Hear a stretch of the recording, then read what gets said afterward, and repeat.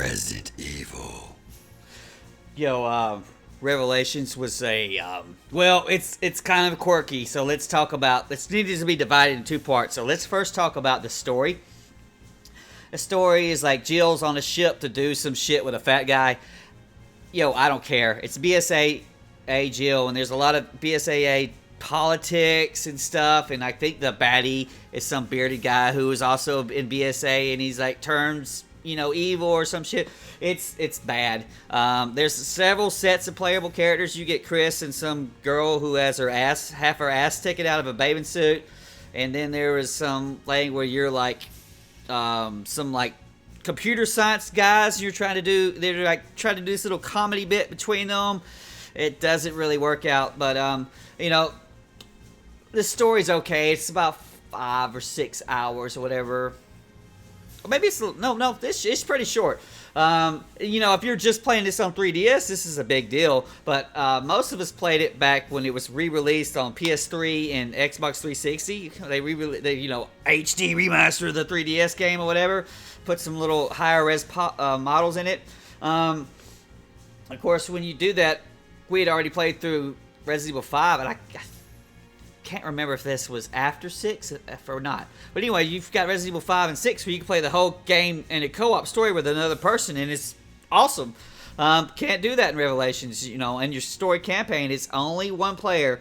And honestly, you just kind of go through that shit as fast as you can so you can get to the multiplayer. So that's where I think the weakness is in the campaign. You just don't care. And it's like a side story, and there's all this espionage, and there's like places over the water, utopias, and I don't even remember it. It's dumb. I don't care. The point was getting to raid mode as fast as you can, because in raid mode you can play with another person. And so raid mode is a part where you're basically, you're level 1, you suck.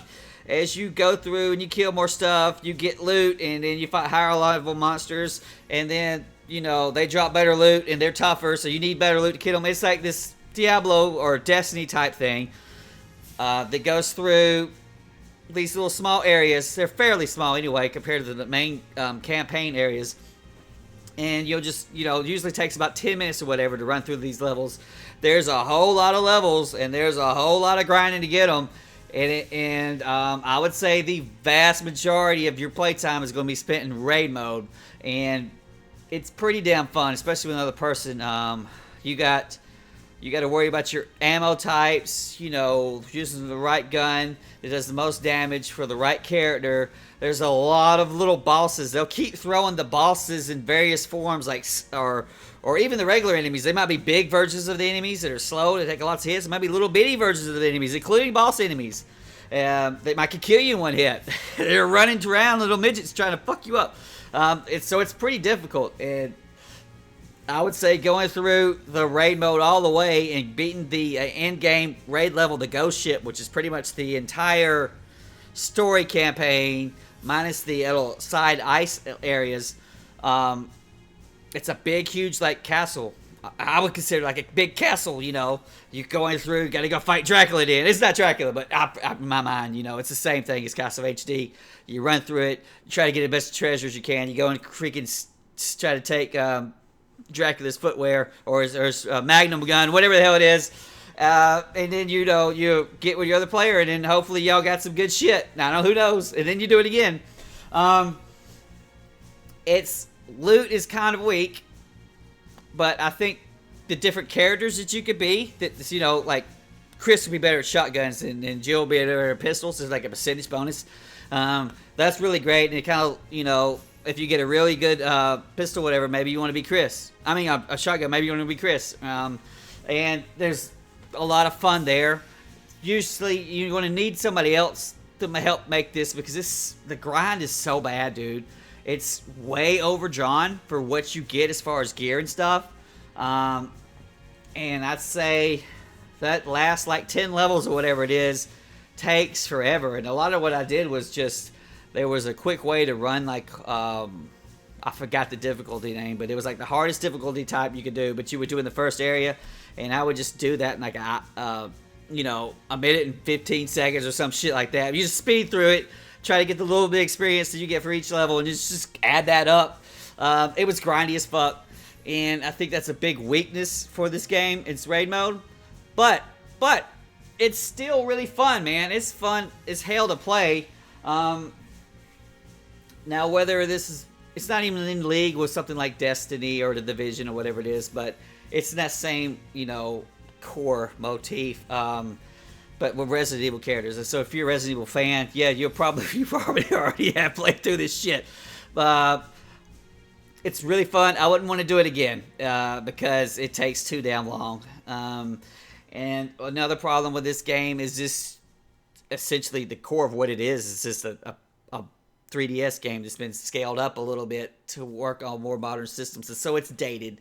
It's dated. And I think they've ported it all, the Switch and PS4 and Xbox One and all of that stuff. I played the 360 one back in the day. We're going to give, Big Kitty's going to give it 1 paw up. The grind's fairly, you know, playing with another friend in another Resident Evil game is pretty fun. But that's really what this is about. It's not like, oh man, Revelations, I'm excited for it. It's just another Resident Evil and we want to play some more. That's kind of what it happens to end up being. There's a lot of little strategies and techniques to, you know, soup your character up, but it's not like diverse the way you would say something like Diablo would be. Brian got tired of the freaking Korean grind. The Korean MMO grind is just depressing. and in the same areas, fighting the same dicks over and over again, at a point it gets old. And so we're only going to kind of sort of recommend this game. Hell, if it's on Steam for like $5, it'd be a good pick. Maybe just run through the campaign and just a little bit of the raid mode. If you get hooked with the raid mode, then you're hooked. I'm sorry you end up playing 50 hours of raid mode to finally be able to beat the ghost ship. Unlike Revelations 2, at least it had that ultimate go. Revelations 2 was missing that big, huge area, and that was real bad against it. But it's more Resident Evil, and it's not bad. It's not bad, terrible like most of the spin-offs are. So, but it's still, at the end of the day, a spin-off. Have fun, I guess. Don't buy full price. Don't buy full price.